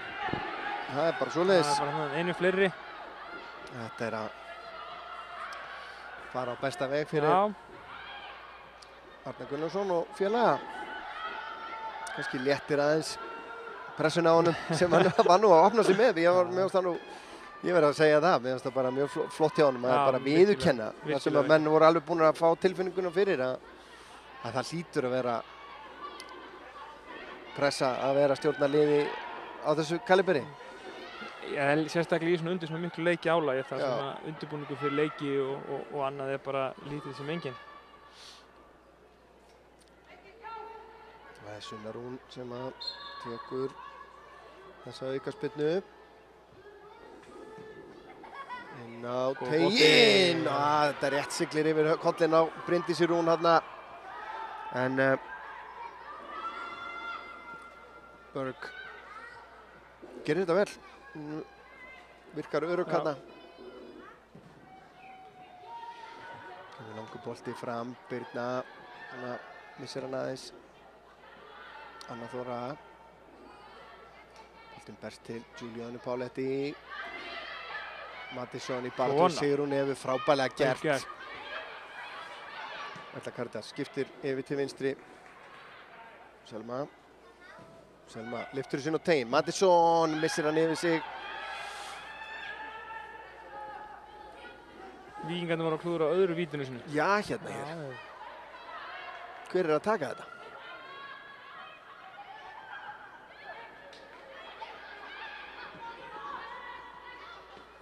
Vel gert hjá Hanni þarna, en boltinn berst á Katrínu. Það aðeins opnast núna fram, aðeins meira fram og tilbaka. Gerir Kaja vel í því að hægja á Hlín. Mjög vel gert. Nei, þetta er vel gert hérna. Þræðir hérna. Þetta er það sem hún er búin að vera að reyna. Já, þetta er kannski. Það er Juliana, Erna Björn. Tilbaka á Sunnu. Yfir. Sunna skiptir yfir til vinstri. Vel spila. Selma með smá plás. Selma finnur Ernu Björn eða hvað. Jú, hún er að halda þessum inn á. Mattisson kemur í stöðninginn. Fær hann hérna. Inn á teginn, skalla frá. Boltinn berst á Sunnu Rún sem að fer síðan í skot. En ágætis sókn.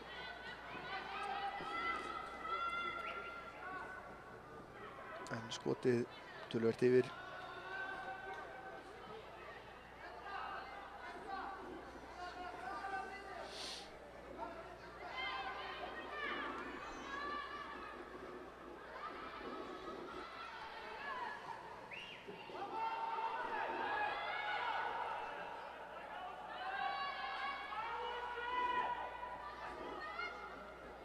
Ógurlegur tími fyrir þessa markspyrnu.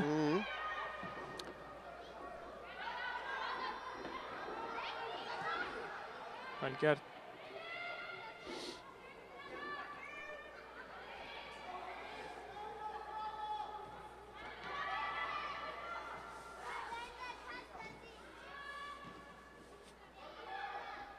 En Skagaliðið svona heldur að færa sig upp á skafti, svona þyngja sóknina auðvitað, eða án þess þó að ná að skapa sér, vantar svona henslumuninn að skapa svona alvöru færi úr þessu.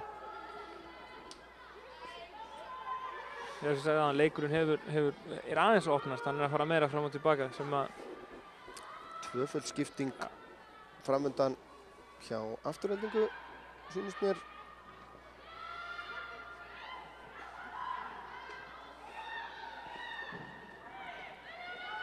Hár bolti. Erla Karítas tekur frákastið.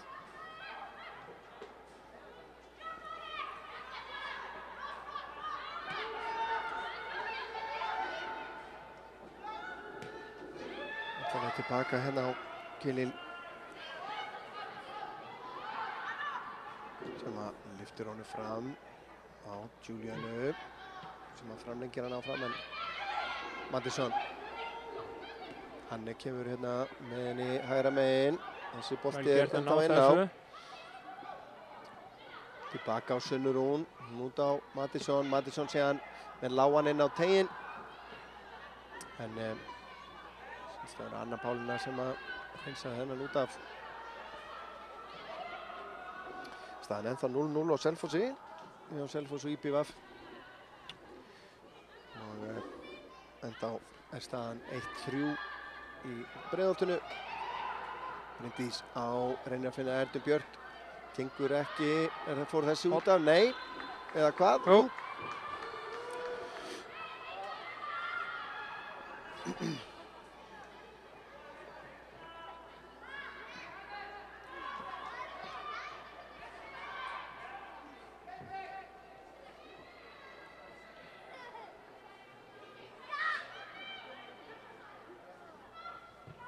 Sunna með spyrnuna.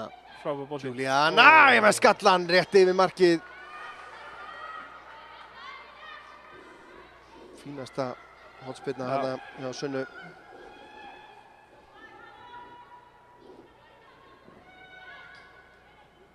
Þetta var ekki langt frá.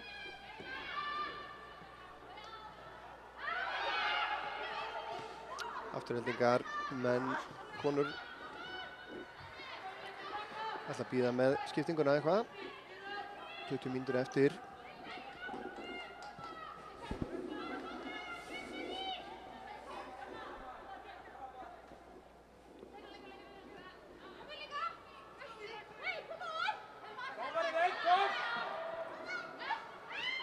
Skipti að Mattisson hérna.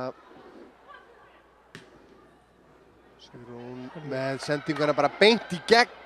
Birna gerir vel og Kilill síðan líka. En geggjuð sending í gegn þetta hjá fyrirliðanum. Og Saga Líf við það að komast í færi en Birna vel staðsett.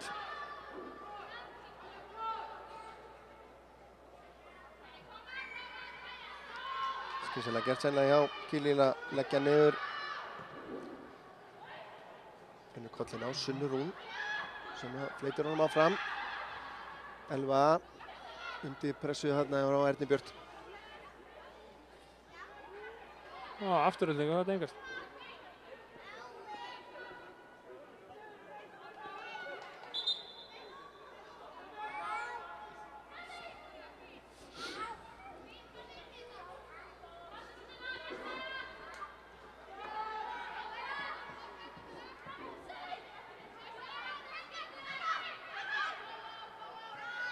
Þetta Karla vinnur þetta aftur hérna. Og vonum nú að þetta sé ekki virkaði nú eins og Erna Björt hafi fengið hérna högg á höfuði.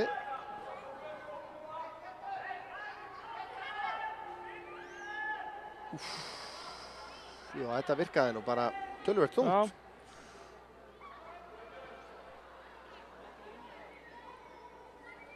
En hún staðin á fætur einhvers. Og auka spyrna á, bara fínu stað hérna.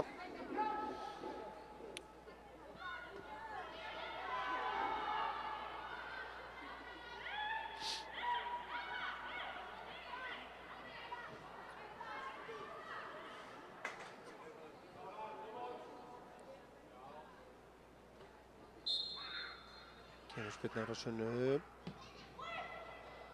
Fjörsveið, boltinn dettur í teignum. Anna Þóra vill falla fá eitthvað fyrir sinn snúð. Hvort það var togað í hana eða hvað. Kannski reynum að sjá það á eftir. Hanne gerir þetta skemmtilega. Skemmtileg. Enn og aftur frábælega gert. En hérna missum séðan í jafnvægið og þá kemur Hlín á ferðinni. Sunna Rún á eftir. Anna Þóra þarf að fara að stíga fyrir hana, hún vill fara á hægri en fer síðan á vinstri. Sunna Rún mætt á svæðið. Frábær vörn hjá Sunnu hann. Já, og sjáum að þetta er að verða breytast í smá bortennis.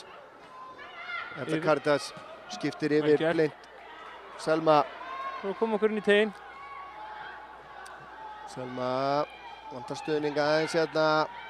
Sendingin tilbaka, tæp hann. Hanne setur hann á Sunnu. Sunna. Vann bara nánast orðið skottfæri fyrir hana. Já, ég vilja sjá hann allan að prófa. Já. Mattisson. Spurning hvort að Næst þegar að það verður hægist kemur hár bolti, Juliana setur hann inn á Ernu Björt. Erna Björt í skotið og skorar! Og jafnar metin, frábært mark! Frábært svo.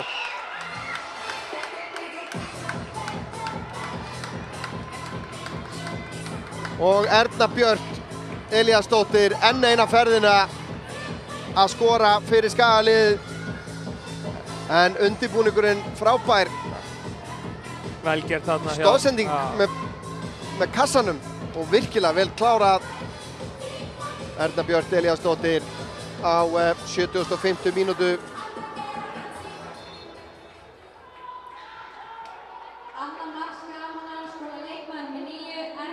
Þá kemur tvöföld skipting.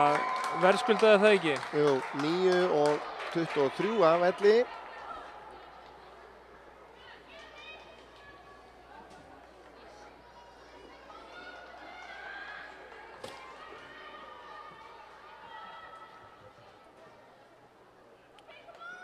Og hverjir koma inn á hér?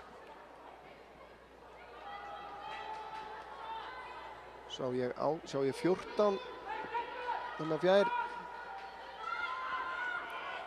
Já, það kemur í ljós eftir smá stund, vantanlega 4 og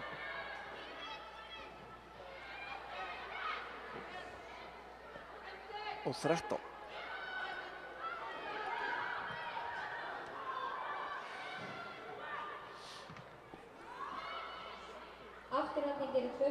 Þetta staðfist bara hérna. Katrín Rut Kvaran og Telma Hjaltalín Þrastardóttir fóru af velli. Telma Sól Óðinsdóttir og Katrín S. Viljámsdóttir komnar inn á í staðinn. En já, það hlaut nú að koma að því að við fengjum mark í síðara hálfleikinn hérna. Það er búin að þróast mjög svipað og fyrri hálfleikurinn. Já, veit ekki hvort að það sést svo sem ekki hérna í mynd akkurat eins og en maður sér hérna Skagalið, þeim langar, það eru það geima 2 frammi núna. Já. Og Kílíl kemur út í þennan bolta. Það var aukaspyrna. Já, það er rétt, held ég.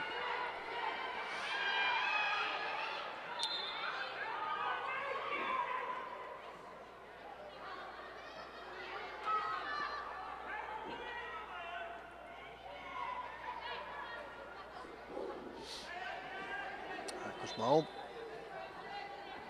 ergelsi þarna. Smá kýtingur. Það var ekkert í þessu. Áfram gakk. Fram á miðuna. Sunna fær nú þarna 2 hendur í bakið. Full fljótur að flauta fyrst mér oft. Það er oft fína stöðu sem myndast eins og þarna. Það er bara leitt leiknum aðeins að halda áfram. Þá fórum við með boltan. 2-0 fyrir IBVF. Já, bara allt í einu. Þar með bara nána Selfoss konur. Og Bryndís með fínan skalla þarna aftur fyrir sig, en vel varið. Og þarna sýnist með Sigrún Gunndís. Hvort það eitthvað stegið vitlaust niður. 4-0 Víkingur. En þá ætti þeir að vera bara komnir áfram. Já, það ekki. Já. En já, bara IBVF að skora 2 mörk á 5 mínútum. 5 mínúta kafla. Og já, það er 3-0 meira sér. Já, blanda sér heldur betur þá í baráttunum með annarsætið ekki? Já, sjáum að, já, þá er IBVF komið í 4. sæti, 3 stigum, já, 3 stigum á eftir, upp fyrir HK. Já. Og halda sér fyrir ofan HK, en Selfoss hins vegar, þær þurfa að treysta bara á að Grindavík, það er eftir innbyrðis leikur, Selfoss Grindavík, gleymu því ekki. Það verður sennilega bara úrslita leikur hvort liðið fyrir niður. Eða hvort liðið heldur sér uppi, kannski frekar. Þetta er viðeigandi að þessi deild kannski klárist ekki fyrir en bara í síðustu umferð. Já. Gífurlega. En Grindavík getur farið langleiðina með að fella Selfoss ef að vinna FHL á laugardaginn. Já, og akkurat þarna sem kemur akkurat það sem við vorum að tala um áðan að Grindavík að mæta allt öðru liði FHL heldur en öll önnur lið hafa mætt hingað til í sumar.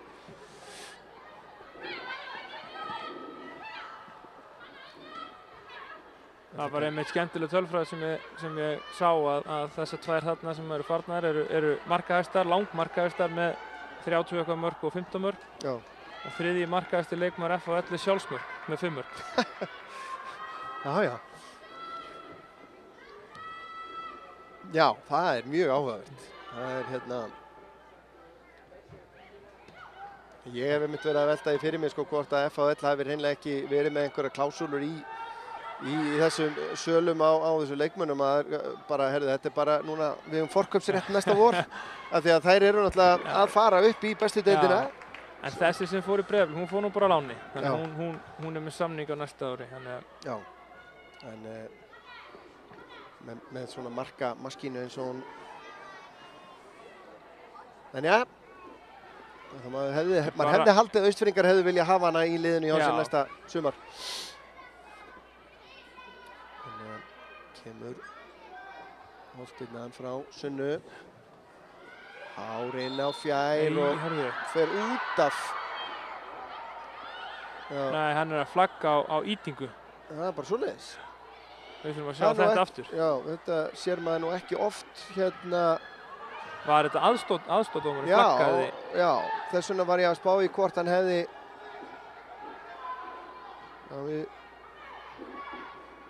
náum kannski ekki að sjá það akkurat núna. Góð vörn. Frábærlega gert. Mattisson tilbaka síðan á Khalil á honum full bráð þarna. Vildi kannski ekkert fá hann en Juliana vinnur vel tilbaka og brotið á henni væntanlega. Kannski náum við að sjá þetta aftur.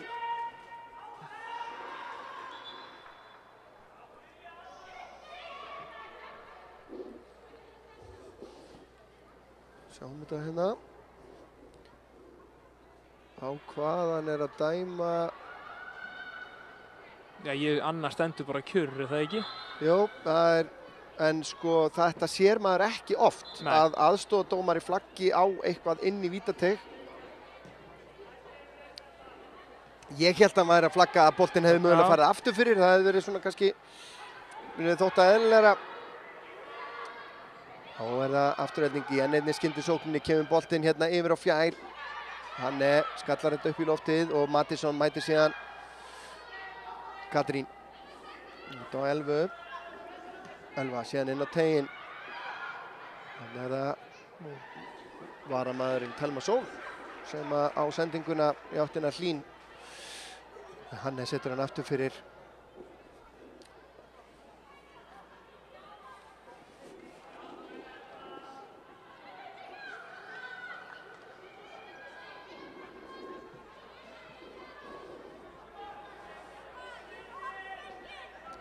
Ég ætlaði að fara að segja þetta fall Selfyssinga er gríðarlegt. Já, menn talaði nú um að KR er í annarri deild núna, boltinn inn á nærsvæði, laus í teignum og þetta er hins að frá sér. Ég meina KR fór allalega niður í aðra deild. Já. Selfoss virðist vera að fara sömu leið en sko þetta bara einhvern veginn kemur svo óvart. Já, maður hélt einhvern veginn að þær var að fara akkurat í hináttuna að fara að challengea sko Breiðablik og Val. Einmitt. Frekar en þetta. Já. Það er eitthvað erfitt að útskýra þetta. Já, eiginlega bara menn sofna á verðinu með eitthvað. Það er svona, því nú hefur yngreflokkastarfið á Selfossi alltaf verið frekar öflugt bæði kalla og kvennamegin.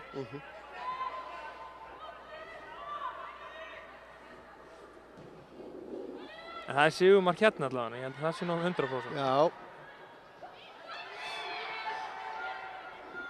Hlín ennþá á fullu, hann að vinnur á henni boltan hérna. Erla Karitas skiptir yfir á Selmu. Selma. Aftur yfir. Juliana með fullt af plássi hérna, tekur hann á kassan. Fer í skotið, en Sigrún lokar á hana. Frábær sókn. Á síðustu stundu. Já, virkilega vel útfærd sókn. En þessi varnarleikur geggjaður. Já.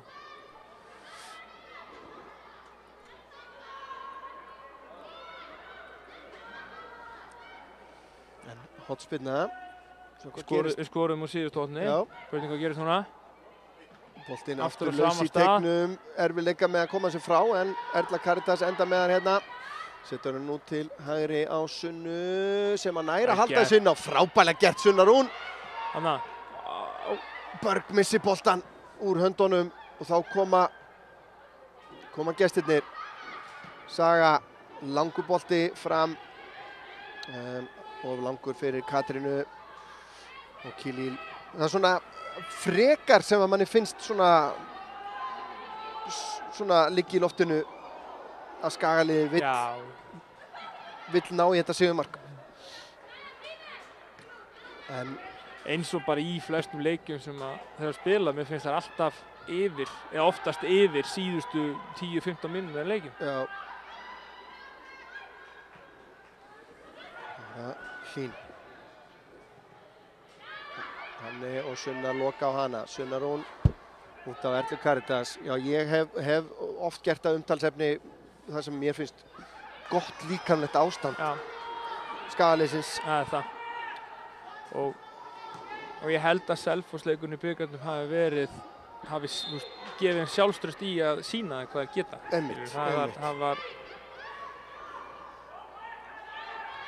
Og það var rosalega mikilvægur leikur. Bara hvernig sá leikur spilaðist. Lengjudeild karla eru ÍR-ingar sem eru einu fleiri gegn Fjölni komnir yfir 2-1. Hörkuleikur þar.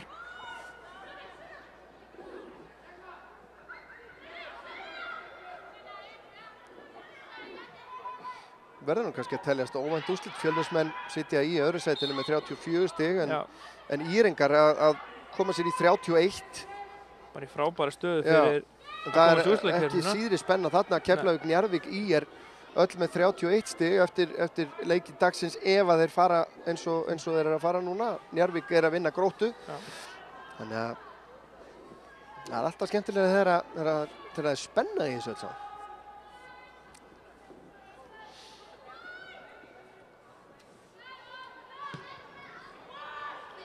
Hörku spyrna boltinn laus í teignum. Skaginn kemur sér frá. Erna Björt. Það væri nú líka gaman fyrir okkur ef það væri sama fyrirkomulag í lengjudeild kvenna og í lengjudeild karla. Já. Að þessi leikur væri bara gríðarlega mikilvægur upp á sæti í úrslitakeppninni. Já, einmitt. Spurning hvort það mun fylgja. Þetta held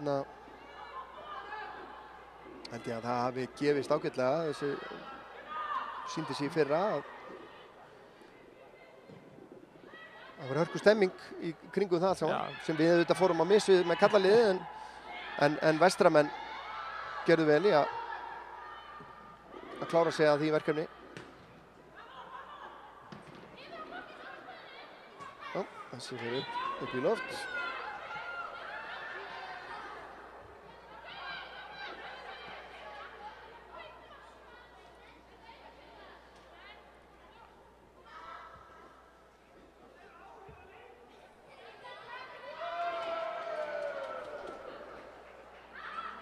Nei, heyrðu. Býtu nú við. Nú fór eitthvað fram hjá mér. Anna Þóra Hannesdóttir fær hér rautt spjald. Hvað gekk á eiginlega?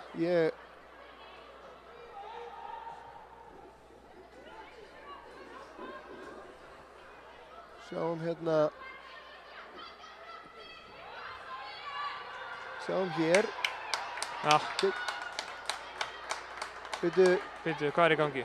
Þetta er bíddu, Anna Þóra að koma aftur inn á það? Já. Já, það virðist vera að hann hafi gefið henni gult spjald þarna fyrir einfallega að taka boltan úr höndunum á hann. Við sjáum þetta aftur hérna. Þarna heldur dómarinn á boltanum. Og ég veit ekki hvort hún hefur sagt eitthvað og hélt hún væri með, var hún ekki komið með gult? Ég geti vel verið, hún sé bara ekki komið með gult spjald sko. Nei. Það er kannski bara það. Já, líklega. En væntanlega hefur hún þá samt fengið gult spjald. Anna Þóra Hannesdóttir. Þetta var skrítin atburðarás. Já, það er alltaf eitthvað. En gefum við ekki dómarinu bara plús fyrir að leiðrétta mistökin? Jú, og þarna kemur það, sko, allir skrifa niður. Já. Aðstoðardómarar og dómari. Hér kemur síðan skoti frá Bryndísi. Þetta var ekki langt frá því.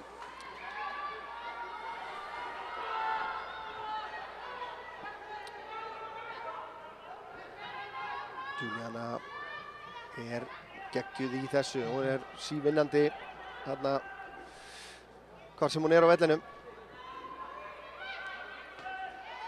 Er mark í þessu. Er eitt mark í viðbót. 2-2. Skalið að fara í 23 stig ef að leikurinn endar svona. Það var akkurat stigafjöldi sem Skarphéðinn miðaði við að væri akkurat þessi. Hérna, ég átti spjall við hann hérna daginn fyrir ég man ekki hvaða leik það var, en að þá vildi hann meina það að 23 stig væri svo tala sem að þyrfti að miða við ef þú ætlaðir að vera örugg. Öfugt við kannski þau 18-19 sem að hafa verið svona almennt talin. Já, út af þá hversu jöfn. Já, einmitt.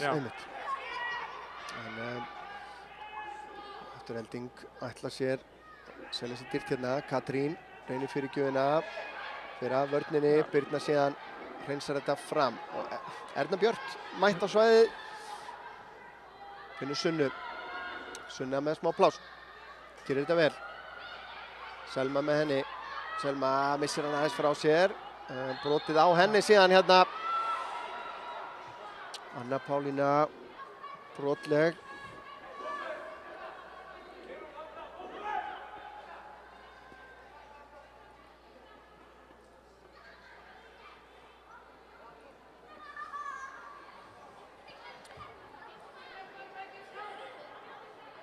Komna tæpa 2 mínútur fram yfir hérna og nú er ég er að sofna á verðinum hérna, Aron, að gefa þér það tækifæri að velja mann leiksins úr röðum ÍA.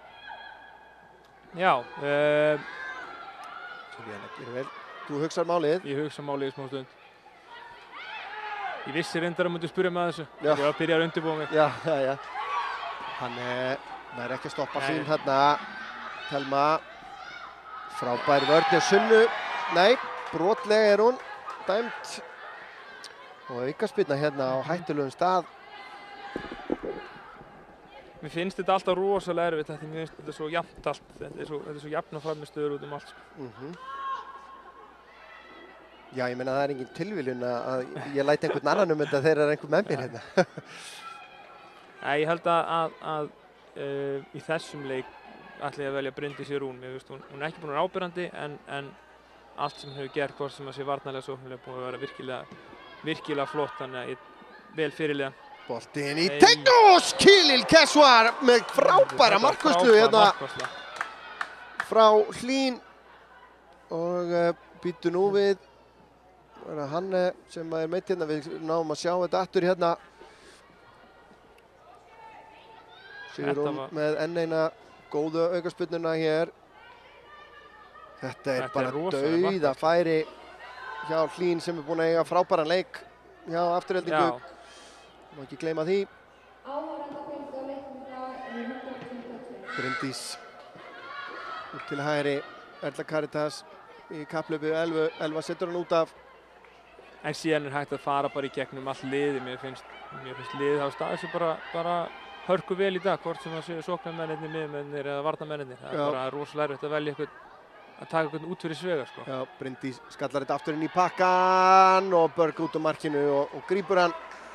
Og þar með held ég að leiknum sé bara við það að ljúka hér. Ef ekki eina sókn inni. 4 mínútur fram yfir.